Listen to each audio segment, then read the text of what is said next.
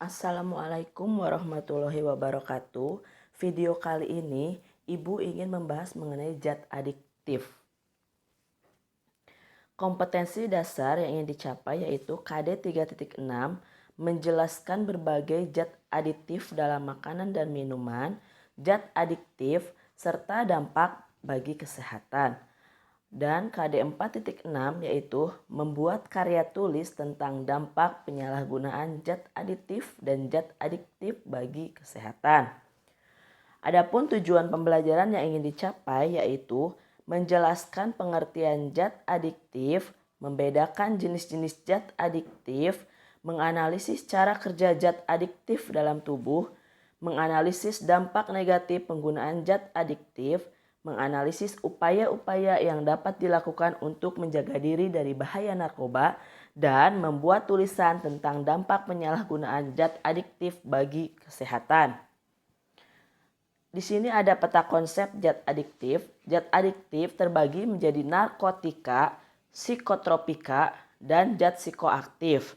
Zat psikoaktif itu terbagi menjadi alkohol, kafein, dan nikotin. Jadi apa itu zat adiktif? Di sini ada gambar berbagai macam zat adiktif. Zat adiktif adalah zat-zat yang apabila dikonsumsi dapat menyebabkan ketergantungan atau adiksi atau ingin menggunakannya secara terus-menerus atau merasa ketagihan ya. Kemudian apa sih efek penggunaan jika zat adiktif terus-menerus dikonsumsi? Di sini ada 3 efek yaitu stimulan, depresan, dan halusinogen.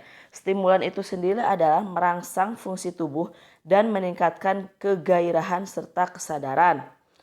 Kemudian jika depresan yaitu menekan sistem saraf pusat sehingga pemakai merasa tenang, bahkan bisa membuat pemakai tidur dan tidak sadarkan diri. Sedangkan halusinogen yaitu efeknya mengubah daya persepsi atau mengakibatkan halusinasi. Narkotika, di situ terdapat gambar jenis-jenis dari narkotika. Ada ganja, sabu, ekstasi, riklona, alprazolam, trihex, tembakau gorila, dan mushroom. Narkotika ialah zat atau obat yang berasal dari tanaman atau bukan tanaman yang dapat menyebabkan penurunan atau perubahan kesadaran, menghilangkan rasa nyeri, dan dapat menimbulkan ketergantungan. Jenis-jenis dari narkotika yaitu ada 3 golongan. Golongan yang pertama dapat digunakan untuk tujuan pengembangan ilmu pengetahuan, tidak digunakan dalam terapi, dan mempunyai potensi sangat tinggi mengakibatkan ketergantungan. Contohnya heroin, kokain, opium, ganja, jicing, katinon, MDMA atau ekstasi, dan lain-lainnya. Contohnya ya.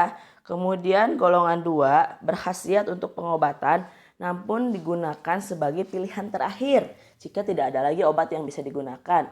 Dapat digunakan untuk terapi dan atau mempunyai potensi tinggi mengakibatkan ketergantungan. Contohnya morfin, petidin, fentanil, dan metadon. Sedangkan golongan 3 berkhasiat untuk pengobatan dan banyak digunakan dalam terapi. Mempunyai potensi ringan mengakibatkan ketergantungan. Contohnya kodein, buprenorfin, etilmorfina, nikokodina, polkodina, propiram, dan ada 13 macam termasuk beberapa jenis campuran lainnya ya untuk golongan 3. Psikotropika. Psikotropika itu adalah zat atau obat yang dapat menimbulkan reaksi berupa halusinasi, ilusi, gangguan cara berpikir, perubahan perasaan yang tiba-tiba, dan menimbulkan rasa kecanduan bagi pemakainya.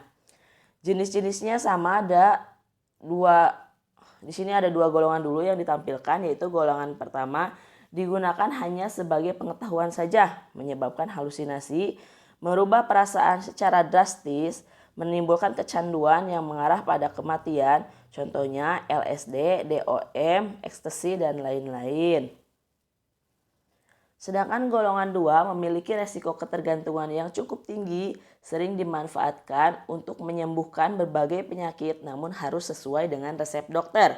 termasuk jenis obat-obatan yang paling sering disalahgunakan oleh pemakainya. Misalnya adalah sabu atau metamfetamin, amfetamin, fenetilin, dan zat lainnya. Totalnya ada 14. Itu contoh gambarnya. Kemudian ada juga golongan 3 selanjutnya ya, dan golongan 4. Golongan 3 memberikan efek kecanduan yang terhitung sedang. Jika dipakai dengan dosis berlebih, tubuh tidak bisa terjaga dan tidur terus sampai tidak bangun-bangun. Bisa menyebabkan kematian. Contohnya yaitu mogadon, bupronorfina, amorbarbital, dan lain-lain. Ini contohnya. Golongan 4 memiliki resiko kecanduan yang kecil, bisa menimbulkan efek samping yang berbahaya termasuk kematian. Contohnya yaitu Lexotan, pil koplo, sedatif atau obat penenang, hipnotika atau obat tidur, diazepam, nitrazepam, dan lain-lain. Itu contoh obatnya. Kondisi akibat penyalahgunaan narkoba bisa dilihat ya. Sangat berpengaruh sekali terhadap tubuh, bisa mengakibatkan menimbulkan atau efek yang sangat panjang, overdosis, sakau, dan dapat menyebabkan gangguan penyakit-penyakit yang lainnya yang sangat berbahaya hingga mungkin sampai kepada kematian. Ciri fisik pengguna narkoba: berat badan turun, mata cekung dan merah, muka pucat dan bibir kehitaman, tanda berbintik merah seperti bekas gigitan nyamuk, ada bekas luka sayatan, terdapat perubahan warna kulit di tempat bekas suntikan, mengeluarkan air mata yang berlebihan, mengeluarkan keringat yang berlebihan, dan lain sebagainya. Bisa dilihat di gambar ini ya, sangat ngeri sekali jika kita menggunakan narkoba, maka jauhilah narkoba ya. Sangat merubah fisik kita ataupun tubuh kita, jadi hindari yang namanya narkoba. Dampak negatifnya, dampak fisik berupa kejang-kejang, halusinasi, gangguan kesadaran, gangguan pada kulit, sering sakit kepala, mual-mual, muntah, tertular penyakit seperti hepatitis dan HIV. Sedangkan dampak psikisnya yaitu lamban kerjanya, sering tegang, sering gelisah, hilang kepercayaan diri, penuh curiga, agitatif, menjadi ganas dan tingkah laku yang brutal, susah berkonsentrasi, perasaannya sering kesal dan tertekan, cenderung menyakiti diri sendiri, perasaannya merasa tidak aman, bahkan ingin bunuh diri rasanya. Di lingkungan sosial, gangguan mental, antisosial, dan asusila dikucilkan oleh lingkungan dan merepotkan serta menjadi beban keluarga. Pendidikan pun menjadi terganggu, masa depan menjadi suram. Ada lagi zat psikoaktif lainnya yaitu alkohol, tidak berwarna dan berbau karena diekstraksi dari buah. Kadar alkohol tinggi dapat menyebabkan ketagihan bahkan ketergantungan, menyebabkan masalah kesehatan secara fisik maupun psikologis, misalnya mudah marah dan mudah tersinggung. Nikotin ada pada rokok ya, biasanya membuat kecanduan, menyebabkan tekanan darah tinggi, mengandung tar yang membahayakan bagi tubuh, misalnya membuat warna gigi hitam, serta dapat memicu kanker. Ini rokok ya. Kafein ada pada kopi ya. Kopi menyebabkan ketergantungan. Kopi dan teh aman dikonsumsi jika wajar jumlahnya, jika terus-menerus itu akan membahayakan juga. Akan memberikan efek rasa nyeri di perut.